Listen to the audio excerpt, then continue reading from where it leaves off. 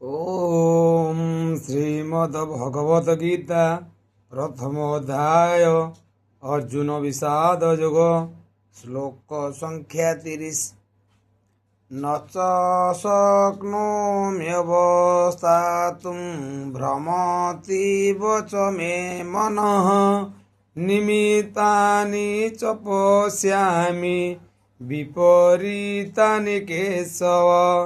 अतः ମୁଁ ଏଠାରେ ଆଉ ଠିଆ ହେବାକୁ ସମର୍ଥ ନୁହେଁ।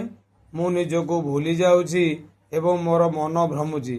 ହେ କେଶୀ ଦୈତ୍ୟର ହତ୍ୟାକାରୀ, ହେ କେଶବ, ମୁଁ କେବଳ ଅମଙ୍ଗଳର କାରଣମାନଙ୍କୁ ହିଁ ଦେଖିପାରୁଛି।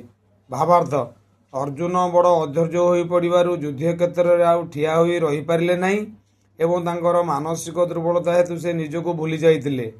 ରହିପାରିଲେ ନାହିଁ। ଏଇଥିପାଇଁ ବ୍ୟକ୍ତି ଭୌତିକ ବସ୍ତୁ ପ୍ରତି ଅତ୍ୟଧିକ ଆସକ୍ତ ହୋଇପଡ଼ିଲେ ସେ ବଡ଼ ବ୍ୟସ୍ତ ବିବ୍ରତ ଓ ବ୍ୟଥିତ ହୋଇପଡ଼େ। ତାର ଜୀବନ ଦୁର୍ବିଷହ ହୋଇଉଠେ। ଶ୍ରୀମଦ ଭାଗବତମରେ ଲେଖା ଅଛି, ଭୟମ୍ ଦ୍ୱିତୀୟାଭିନିବେଶତଃ ସ୍ୟାତ୍। ଏ ପ୍ରକାର ଭୀତି ଏବଂ ମାନସିକ ଚଞ୍ଚଳତା ସେହି ଲୋକଙ୍କ ପାଖରେ ଦେଖାଯାଏ ଯେଉଁମାନେ ଅତ୍ୟଧିକ ପରିମାଣରେ ଭୌତିକ ବିଷୟବସ୍ତୁ ପ୍ରତି ଆସକ୍ତ ହୋଇପଡ଼ିଥାନ୍ତି। ଯୁଦ୍ଧ କ୍ଷେତ୍ରରେ ଅର୍ଜୁନ କେବଳ ଅମଙ୍ଗଳର ଲକ୍ଷଣ ହିଁ ଦେଖିଲେ, ଦୁଃଖ ଦେଖିଲେ। ସେ ଦେଖିଲେ ଯୁଦ୍ଧରେ ବିଜୟୀ ହେଲେ ବି ସେ ସୁଖୀ ହୋଇପାରିବେ ନାହିଁ। ଏଠାରେ ବ୍ୟବହୃତ ନିମିତ୍ତାନି ବିପରୀତାନି ଶବ୍ଦ ବଡ଼ ଅର୍ଥପୂର୍ଣ୍ଣ ଅଟେ। ଯେତେବେଳେ ବ୍ୟକ୍ତି ହତାଶ ହୋଇପଡ଼େ, ସେତେବେଳେ ସେ ଯାହା ଆଶା କରିନଥାଏ ତାହା ଆସି ପହଞ୍ଚେ। ସେତେବେଳେ ସେ ଭାବେ, ମୁଁ କାହିଁକି ଏଠାରେ ଅଛି। ପ୍ରତ୍ୟେକ ନିଜ ନିଜ ବିଷୟରେ ବ୍ୟସ୍ତ, ନିଜର ସୁଖ ବା ମଙ୍ଗଳରେ ବ୍ୟସ୍ତ। କେହି ପରମେଶ୍ୱର ବା ପରମାତ୍ମାଙ୍କ କଥା ଭାବନ୍ତି ନାହିଁ।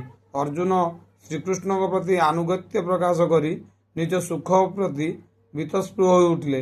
ଶ୍ରୀକୃଷ୍ଣ ହିଁ ପ୍ରତ୍ୟେକଙ୍କର ବାସ୍ତବ ସୁଖର କେନ୍ଦ୍ର ଅଟନ୍ତି। ବୁଦ୍ଧିଜୀବୀ ଏହା ଭୁଲି ଯାଇଥାଏ ଯେ ଏବଂ ସେଇଥିପାଇଁ ସେ ଭୌତିକ ଦୁଃଖ ଭୋଗ କରେ। ଅର୍ଜୁନ ଭାବିଲେ ଯୁଦ୍ଧରେ ବିଜୟ ଲାଭ ତାଙ୍କୁ କେବଳ ଦୁଃଖ ହିଁ ଆଣିଦେବ। ଏ ବିଜୟ ତାଙ୍କର ଦୁଃଖର କାରଣ ହେବ।